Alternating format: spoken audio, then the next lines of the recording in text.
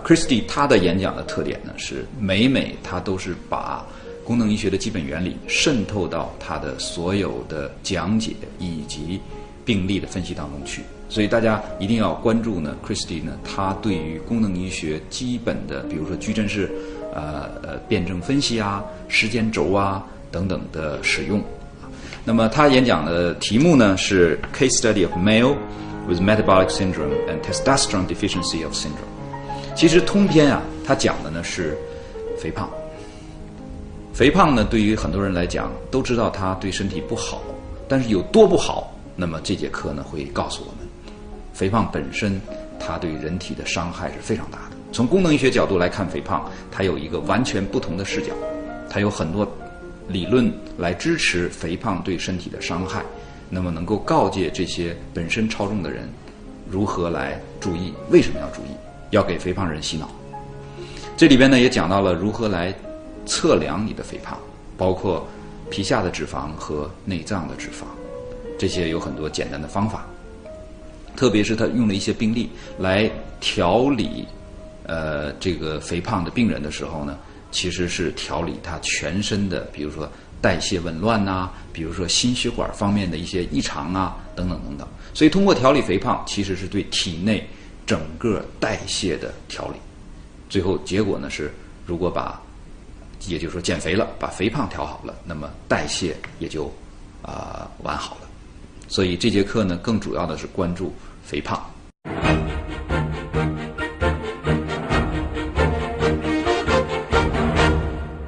Okay, are you ready? Okay. So what we're going to do between now and the end of the day is we're going to review some of the key things you learned today, this morning, with Dr. Hyman, and we're going to look at a patient together. We're going to look at a case. And all of you have handouts that you were given this morning. We're going to be using those handouts when we workshop a case together, and you are going to be the doctor. Okay? And you are going to take care of Dave.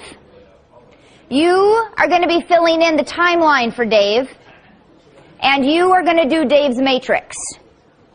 So what we're going to do first is let's build off of what we learned this morning, and let's take this one step further.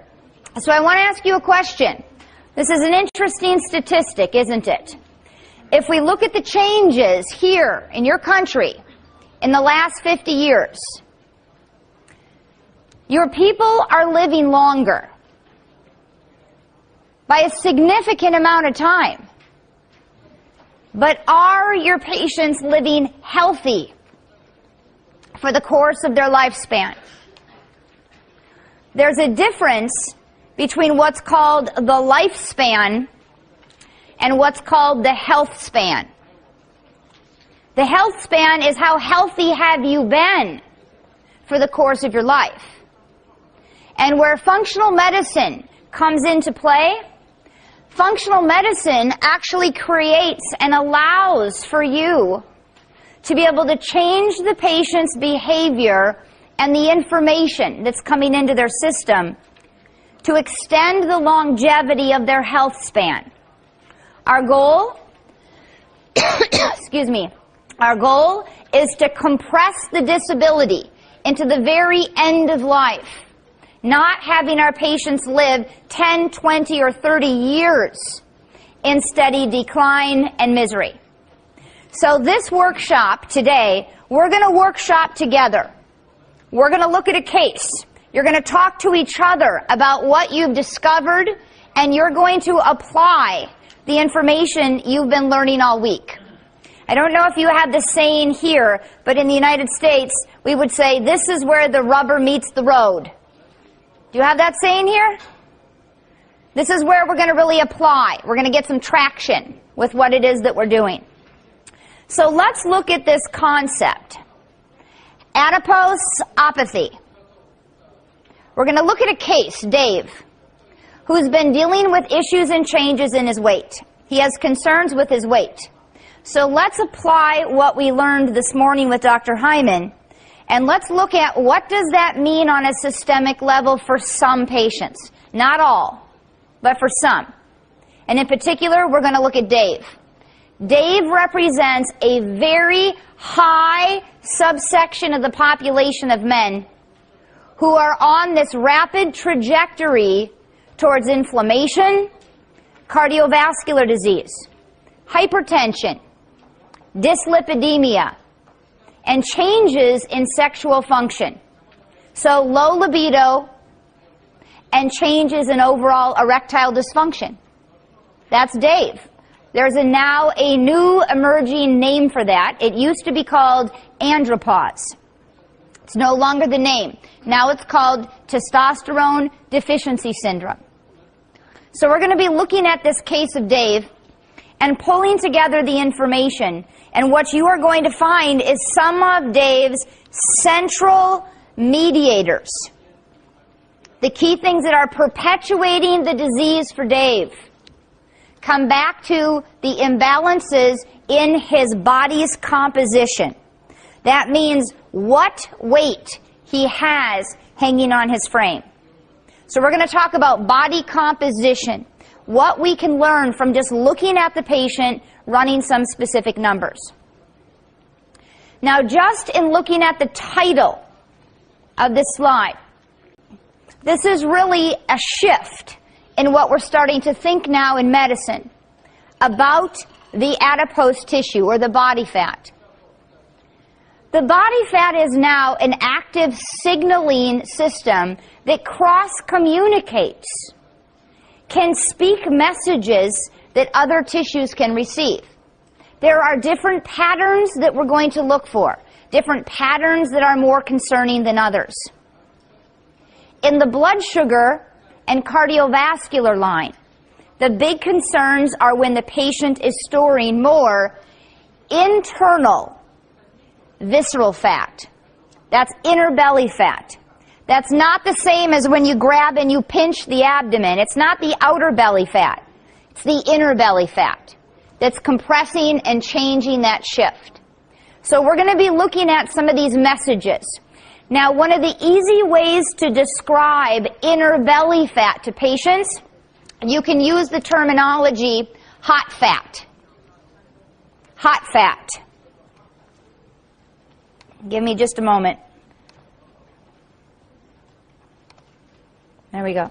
So hot fat, meaning the fat on the internal part of the abdomen that's speaking the messages of inflammation that are influencing other tissues.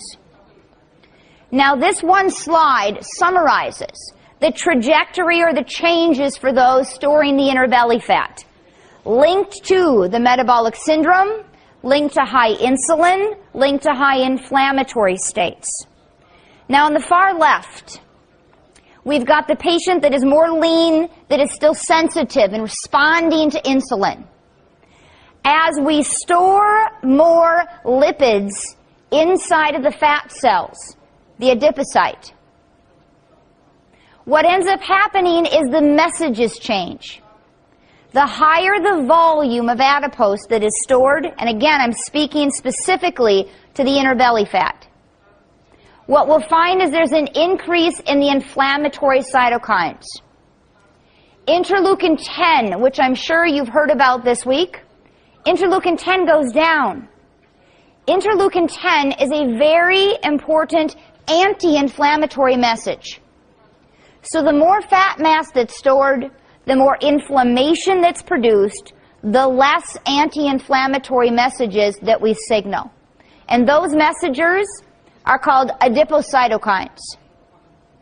So if we look at the trajectory as a patient becomes more severely obese and resistant to insulin, what we'll end up seeing is that there's a change in the blood fat packages, as we heard this morning with Dr. Hyman. There is a change in the size and the quality of those blood fats. There's more mobilization taking place of the free fatty acids and more inflammatory adipocytokines. Those are messages coming out of the fat mass, talking to the other regions. So clinical patterns we want to think about. we want to consider to give us some guidance and some direction as we're mapping the timeline and looking at the matrix. Key patterns we may want to think about as we're gathering data on our patients. So let's go through the process of exploring further assessment. A couple days ago when I was with you, we talked about the nutrition physical exam. And in looking at nutrition, assess, diagnose, intervene, and then go on and support that patient and monitor them and further evaluate. Let's dive down into the assessment and let's go on to the map where anthropometrics are held. We want to do much more than just take vital signs in anthropometrics. In the anthropometrics, we want to gather much more data than just what we can define on the scale. We want to know more than just the weight. We even want to know more than just the mass of body fat. We want to know how do we hold the body fat. So let's look at a 3-point assessment in body composition that will give us a more comprehensive overview of potential underlying dysfunctions we may want to think about and connect back to the medical history. So it's a 3-part assessment. The first question you ask yourself, is my patient overweight or obese? That is a diagnosis that we create a calculated number for that's called the body mass index, known as the BMI. That's how you diagnose obesity. There are 2 other patterns to recognize, 2 other assessments we can do to expand and know much more than just the weight on the scale compared to the height for the patient. We're going to talk about measuring the midline of the body, doing what's referred to as an assessment for truncal obesity. Now, have you ever seen someone just walking down the road that had what's referred to as a bird body? They have a round body type with tiny little legs coming out the bottom. Have you seen a bird body type? I usually see this in older women, right? And they actually look tippy. Have you noticed? They're kind of tippy looking, right? And so they're off balance. That's a red flag for cardiovascular disease. These are red flags that we want to look very carefully at to be digging deeper, to uncover and understand, if we can, much more about the pathophysiology. And now with kids today, what's interesting is with children, we're now starting to see a whole new body type with kids emerging that's being called the muffin top. The muffin top. Do you have that name here? It's where the children will suck in their bellies and they'll buckle their pants and then they'll let it all out. And it hangs over the top of their pants and they look like a muffin that came out of the tray. A muffin top, right? Okay, these are children's patterns. We look at childhood obesity. Sit in the airport. Go to the mall and just watch people walk by. And you can start to do functional assessments.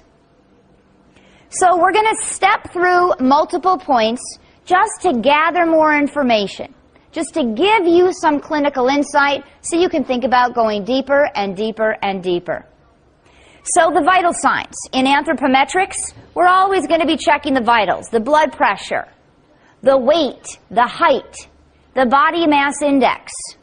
We're going to go on, we're going to evaluate the midline of the body, taking the waist circumference as an absolute minimum so that we can rule in or we can rule out metabolic syndrome. So without that measurement, without a waist circumference, we don't know if a patient has the complete diagnosed metabolic syndrome. That's one of the 5 criteria. We have to, in clinical practice, measure the waistline.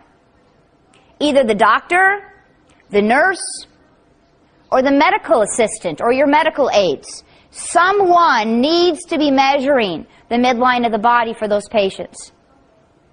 And then the waist to height ratio. Taking the opportunity to look more closely at the links between the waist and the hips. And what that reference tells us, we have different numbers we're going to memorize for men versus women. And then the last in our multiple point assessments. The very last is BIA, Bioelectrical Impedance Analysis, BIA. This is one of the ways in which we can determine and understand our patient's body fat percentages. How much fat mass is on the frame. For example, you can have an individual that's the normal weight for their height. But when you measure the midline of the body, they have an increased waist to a lower hip. Their weight is not the problem, but where they hold the weight is the problem. They can have a higher body fat percentage for their weight, which is often then called skinny fat. Okay? Does that make sense? If you look at them, they don't look overweight, they stand on the scale, their weight is fine. But under the surface, they're not fine. They have an elevated body fat.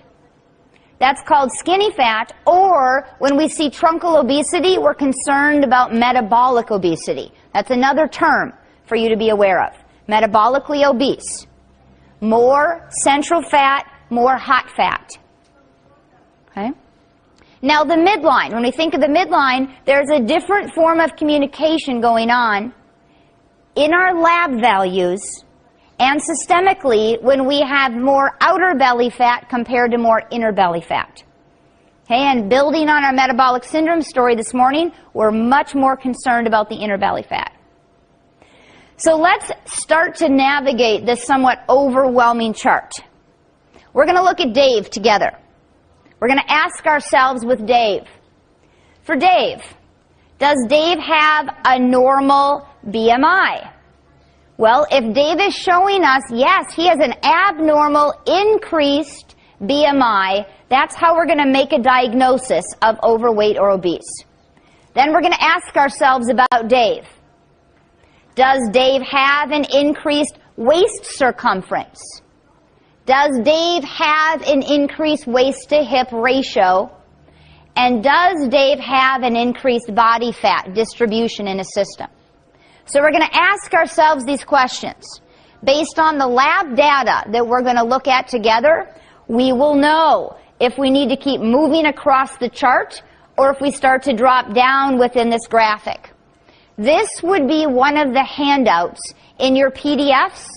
I would print this and have this in your office.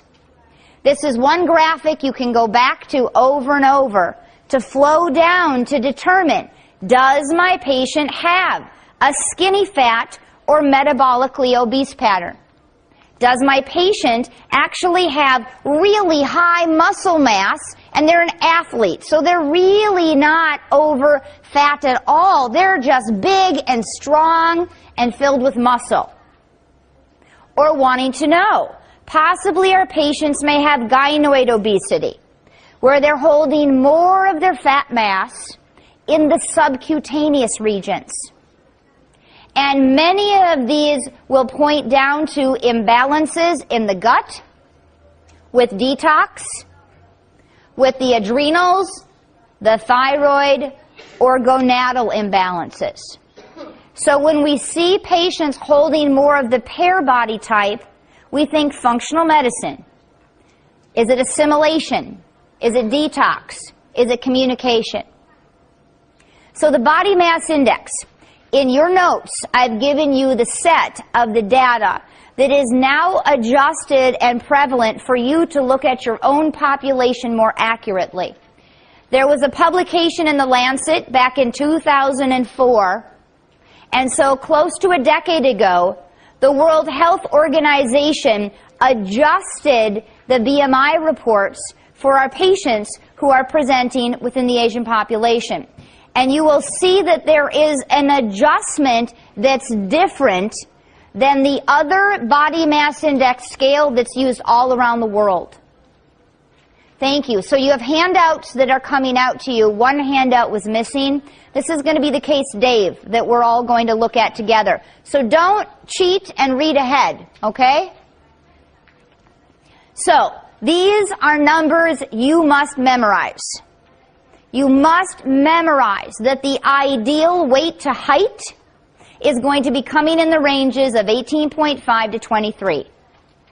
You diagnostically label a patient as being overweight if that range is coming in between 23 to 27.5. That's how you diagnose overweight. So let's look at a few changing patterns here. Now, I think this is an interesting 10-year projection.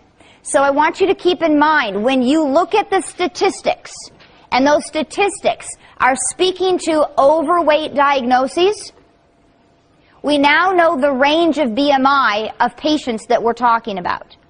So just look at these statistical changes in the 10-year window. And this is profound, isn't it? Am I the only one who cannot believe how fast these numbers are changing? This is unbelievable. The more we dig into the statistics for China, the more we realize you're now starting to get more accurate reports. If you go back 10 years ago, 15 and 20 years ago, there was not accurate reporting. There was under-reporting of patients' BMI, so you did not have accurate statistics to look at. It's only been within the last 5 years you're now starting to get an idea of what these patterns look like. So let's define obesity. Obesity is going to bring you into these ranges of 27.5 and above. So 27.5 and above sets the stage for the different striations or the different categories of obesity. Obesity, morbid obesity, and supermorbid obesity. And if you go into the World Health Organization's definitions, you'll see that there's obesity stage 1, 2, 3, and 4. They lay over the top of each other. Those are the two ways in which obesity is classified, by the same numbering system. So these are a few stats I just wanted to pull out and I want you to think about. So this statistic is back in 2006. And at that time, they were identifying about 15% of the Chinese adults, about 2 million people, were defined as having an overweight weight to height distribution. That breaks down to about 7% of the population, 90 million. It's interesting when you look at and you try to track these statistics over the last 10 years. These numbers float around a little bit. You are finally starting to get some accurate numbers. This is a report, a very recent report, just a couple years ago, identifying that that's now moved up to 100 million Chinese that are obese. And interestingly, you'll find that they are now seeing that the annual increase is actually showing the trajectory to be closer to 6 million new individuals diagnosed with obesity every single year. Now, if you step back and you compare China to the rest of the world, and you say, let's just look at how China is doing compared to other countries. Well, hidden behind the fern down here, you can see that China is actually very low in comparison to many other countries, of which the United States is horrifically embarrassing to see how high this trajectory is. But the scary thing is because of the number of people that live in China, your low percentages mean more obese people than you see in other countries because of the number of people that live here. And so as your numbers and your percentages start to increase, it's an exponential problem. It's quite scary to see. The health consequences, the financial complications of obesity are crippling. Now, I want you to look at the lifestyle assessment. This is looking at the patterns very recently collected here in China, looking at those who smoke. by age and by gender. Now, why would I pull this into a discussion about obesity? The number one predictive factor impacting mom's child becoming obese, the number one factor is mom's weight at the time of conception. If you want healthy babies, you need healthy mothers to have healthy body composition. What is startling in the statistics is the association between a child's intrauterine exposure to cigarette smoke. Did you know there is a direct correlation between mothers who smoke or who breathe in secondhand smoke and those children becoming obese young adults? Smoking is directly associated with the trajectory of childhood obesity. If you want to change the trajectory of your health risks, this is a part of your diabetes story. This is a significant part of your obesity story, a huge component of your cardiovascular future, because you don't want to follow in the steps of what we're seeing in other countries. Now, to calculate a BMI, how do you calculate or generate a BMI? Well, in the U.S. right now, doctors are being mandated to move further and further towards including in every single medical visit the number of the BMI. It goes into our objective notes in our SOAP note format. We are required to document the data in each and every visit and report what is our patient's BMI. Now, electronic medical records will often run these numbers and calculate for us in the United States. You can do the math. It's very simple to do. How you calculate your BMI is you take your weight in kilograms, you take your weight. Do you have your phones? Do they have a calculator on them? Take them out. Take out your phones.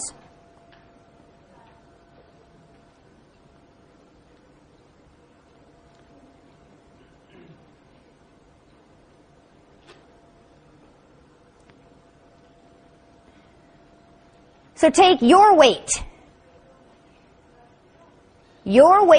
in kilograms. Divide that number by your height in centimeters. And then you're going to do it again. Divide it by your height in centimeters again. So it's weight divided by height, and times 10,000. That's your BMI. If that number on your phone is higher than 27.5, you fall into the category diagnostically labeled with obesity. So I want you to look at this statistic. This is looking at a comparison in Chinese boys over a 30-year window of time.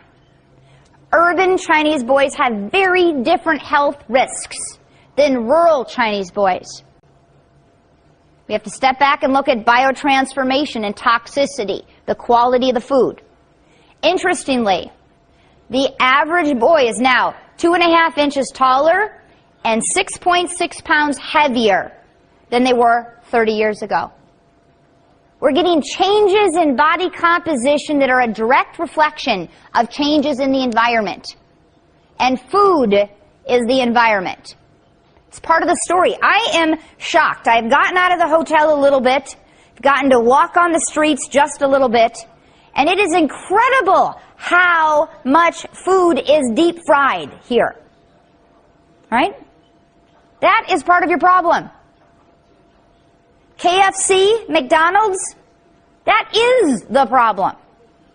It's a huge problem. It's fast, it's easy, it's cheap, people can afford it. It will guarantee these trajectories towards disease. So look at this statistic. This is now from a few years ago. This is identifying that children in urban areas have obesity rates of 8.1% compared to 3.1% in your rural communities. We need to get our kids moving. We need to change the foods our children are eating. It's imperative. Absolutely. We're here. We're actually here. I guess my Skype wants to continue to talk to people around the world today, it looks like. All